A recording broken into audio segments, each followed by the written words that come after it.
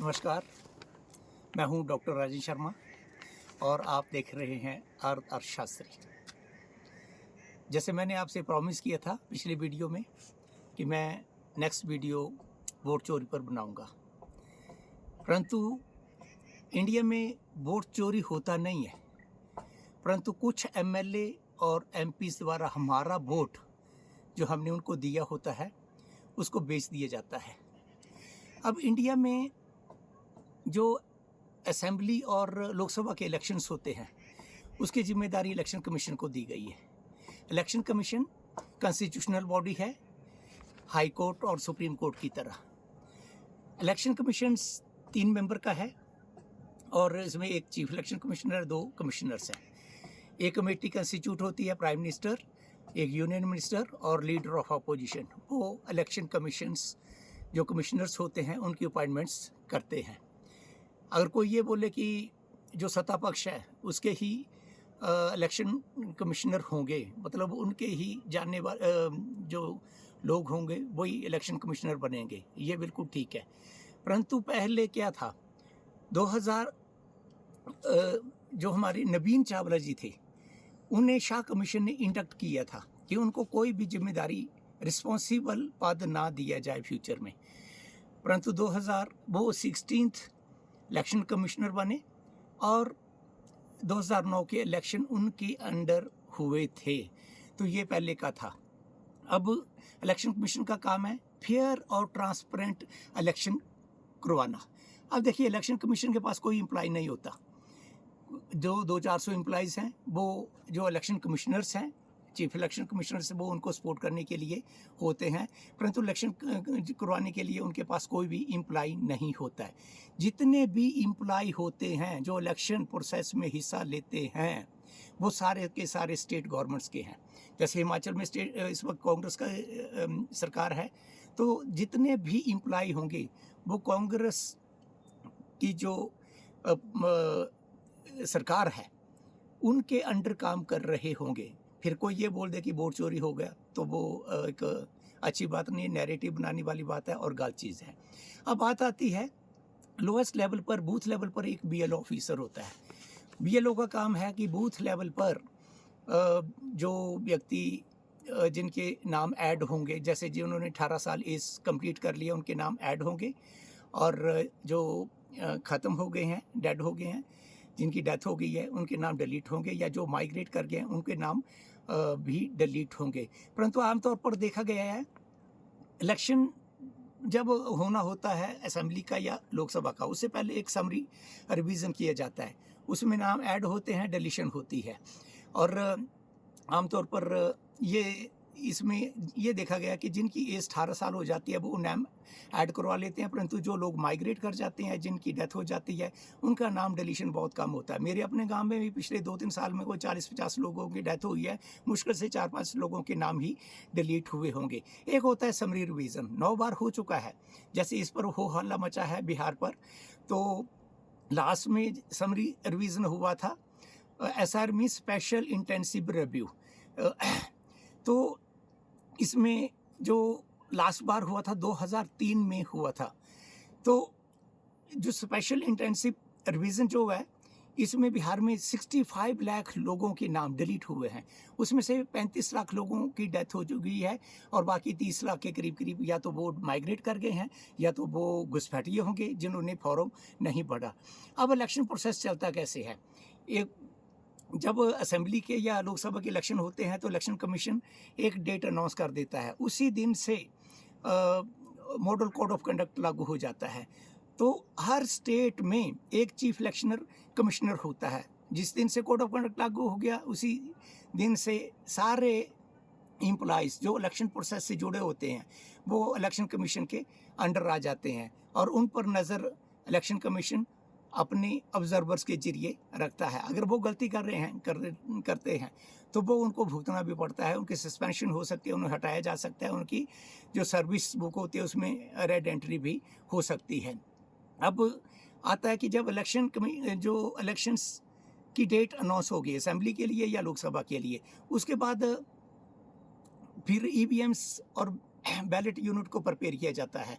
देखिए स्टेट में कौन है, जो टॉप क्लास का एम्प्लॉई है वो है चीफ इलेक्शन ऑफिसर, वो सीनियर आईएएस होता है।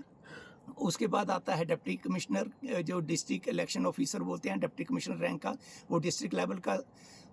उसके बाद जो सब डिवीज़न लेवल के वो एसडीएम लेवल के आ जाते हैं। फिर इलेक्शन जो पोलिंग पार्टीज़ के प्रिजाइडिंग ऑफिसर होते हैं, पोलिंग ऑफिसर होते हैं, इस प्रोसेस से इलेक्शन करवाया जाता है। और ये सारे के सारे एम्प्लॉय स्टेट गवर्नमेंट के अंडर ही पहले काम करते हैं, परंतु इलेक्शन के समय में वो इलेक्शन कमीशन के अंडर ही काम करते हैं। तो जब इलेक्शन अनाउंस हो जाते हैं तो वो फिर ईवीएम्स और जो वीवीपैट मशीन्स उनको प्रिपेयर किया जाता है। जो ईवीएम्स हैं उनको पहले के इलेक्शंस का जो डाटा पड़ा उन्हें क्लियर किया जाता है। क्लियर करने के लिए भारत इलेक्ट्रॉनिक्स लिमिटेड और electronics corporation of India limited के इंजीनियर्स आते हैं, वो उनको क्लियर कर देते हैं। और वीवीपैट है, वीवीपैट में जो स्लिप्स होती हैं उनको रिमूव कर दिया जाता है। वीवीपैट का मतलब एक बॉक्स सा होता है, उस पर जो व्यक्ति वोट डालता है, जब वोट डालता है तो वो वोट रिफ्लेक्ट होता है और एक स्लिप गिरती है बॉक्स में, तो वो देख भी सकता है कि मैंने जहाँ वोट डाला है कि वहाँ ही रिफ्लेक्ट हो रहा है, क्योंकि स्लिप्स पे तो उसे पता चलेगा नहीं, परंतु वो ऊपर एक रिफ्लेक्शन आ जाती है कि यहाँ इस व्यक्ति ने यहाँ वोट डाला है। वीवीपैट का मतलब है voter verifiable paper audit trail. तो ये जो ईवीएम्स और वीवीपैट मशीनें हैं इनको तैयार किया जाता है। उसके बाद जो वो इलेक्शन लड़ रहे होते हैं या उनके पॉलिटिकल रिप्रेजेंटेटिव डिफरेंट पार्टीज़ के जो होते हैं, उन्हें एक रैंडमाइजेशन जब किया जाता है तो उन्हें बुलाया जाता है और सारी ईवीएम मशीन्स, वो जो भी ईवीएम मशीन देखना चाहें वो देख सकते हैं। 1 वोट डालकर, 100 वोट डालकर, 50 वोट डालकर सारा कुछ देख सकते हैं। और वीवीपैट जो है वो तो ओपन रहता है और उसमें जो ईवीएम्स हैं जब वो सेटिस्फाई हो जाते हैं उनसे सिग्नेचर ले लिए जाते हैं और उसके बाद ईवीएम मशीनों को सील कर दिया जाता है। देखिए जितनी भी सील्स लगती हैं, चाहे ईवीएम में लगें, बैलेट यूनिट में लगें या वीवीपैट पर लगें, ये इलेक्शन कमीशन द्वारा दी गई होती हैं। जो डैमेज हो जाती हैं उनका रिकॉर्ड रखा जाता है और सील करके लिफाफे में पैक किया जाता है। और जो सील्स लगती हैं उनमें पॉलिटिकल एजेंट्स के सिग्नेचर भी होते हैं।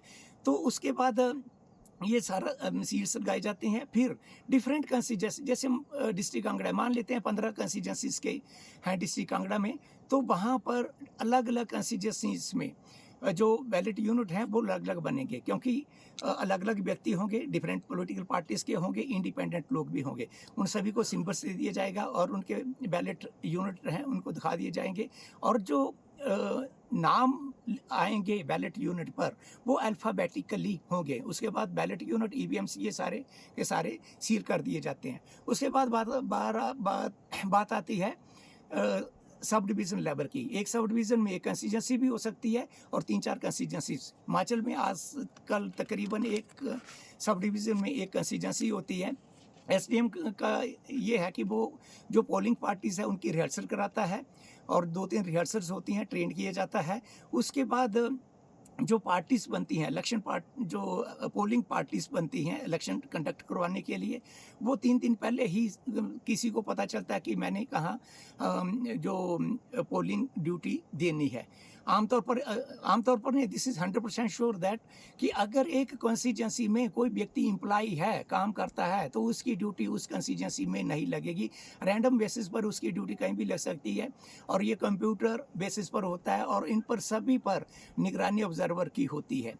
और जब फिर पॉलिटिकल पार्टी ये जो इलेक्शन करवाने के लिए जो पोलिंग पार्टीज़ हैं वो बसों में चली जाती हैं। कोई भी व्यक्ति अपना व्हीकल यूज़ नहीं कर सकता, कार में ईवीएम्स ये वो मटेरियल नहीं ले जा सकता और इलेक्शन के बाद भी अपनी कार में नहीं आ सकता, बसों में जाना होता है, सिक्योरिटी साथ होती है।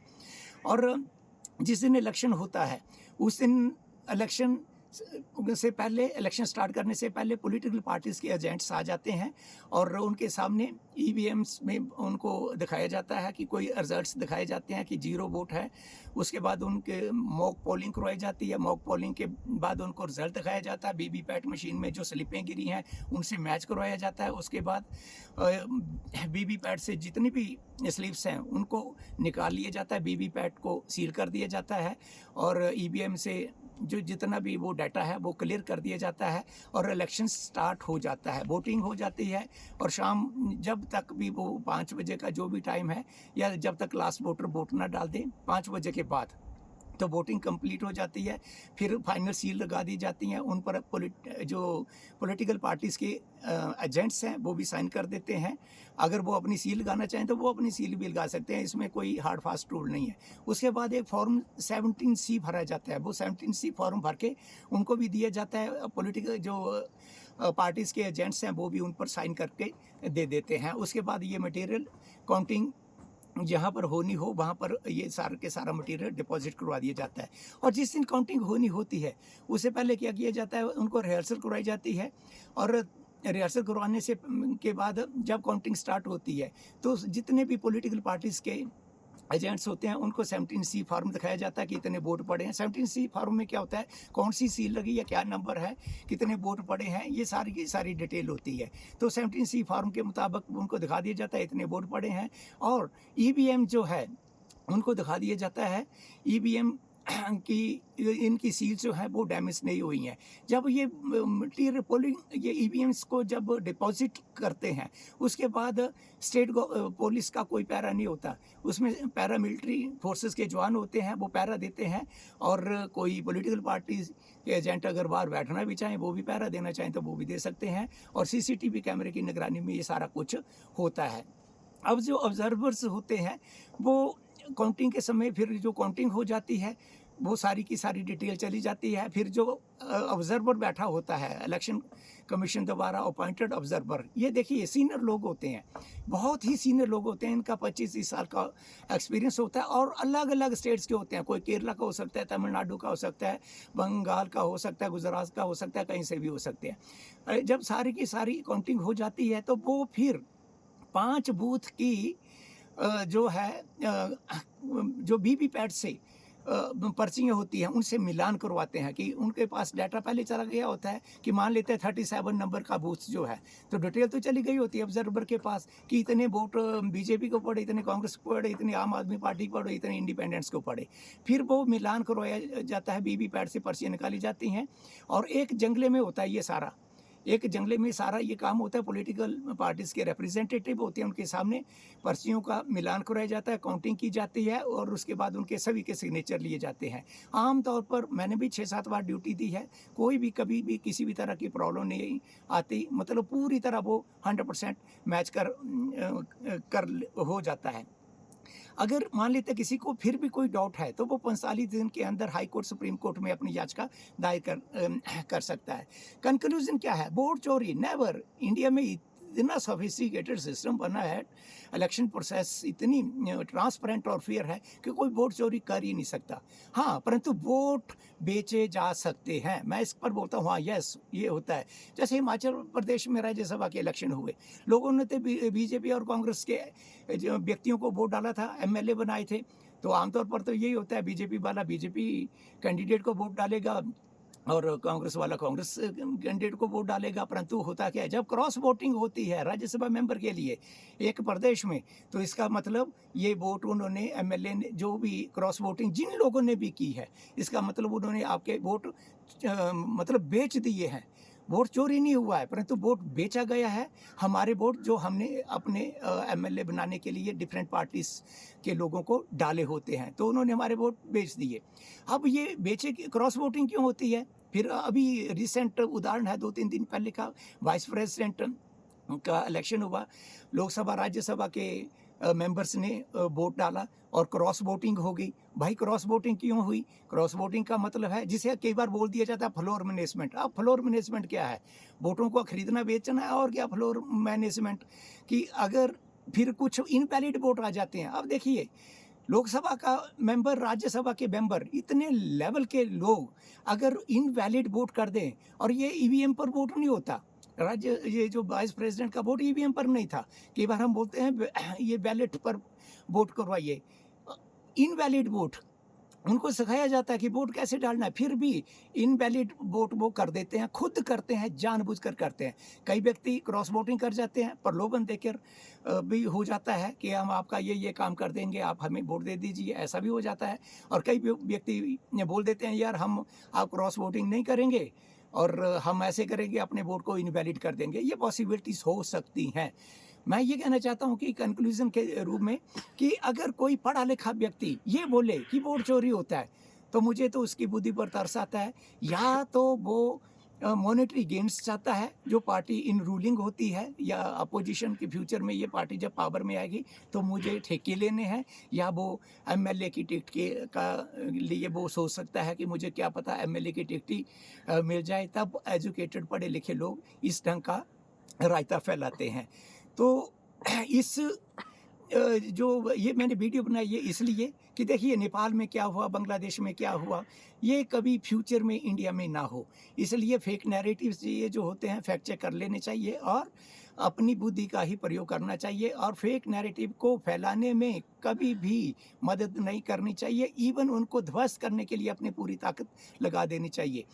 अदरवाइज होगा क्या, इंडिया की ग्रोथ स्टोरी बहुत अच्छी चल रही है, 7.8% ग्रोथ रेट चल रहा है, और अभी फिच ने इंडिया का ग्रोथ जो 6.6 बोला है 2025-26 का, अब उन्होंने बढ़ा के 6.9 बोल दिया है कि 2025-26 में इंडिया का ग्रोथ 6.9% आएगा। तो देखो ये बहुत अच्छा है, फैंटास्टिक ग्रोथ रेट है। अमेरिका का ग्रोथ रेट इस वक्त 1% से नीचे चल रहा है। आपको मैंने बताया था कि जर्मनी का ग्रोथ रेट 0.4% मीन्स कि ये दहलीज पर बैठे हैं रिसेशन की। तो ग्रोथ स्टोरी इंडिया की चलती रहे, इंडिया डेवलप कंट्री बने, विकसित भारत बने। तो इसलिए ये फेक नैरेटिव्स को ध्वस्त करना है, और बांग्लादेश और नेपाल जैसी परिस्थिति इंडिया में कभी भी पैदा ना हो। हाँ, अगर एनडीए की सरकार को रिमूव करना है तो ये सारा के सारा काम वोटों के जरिए होना चाहिए। मेरा इस वीडियो में बस इतना ही। मेरा आपसे अनुरोध है कि मेरा ये वीडियो देखिए, शेयर कीजिए, लाइक कीजिए, सब्सक्राइब जरूर कीजिए, और सब्सक्राइब करने के बाद बेल आइकन जरूर दबाइए। Thank you very much.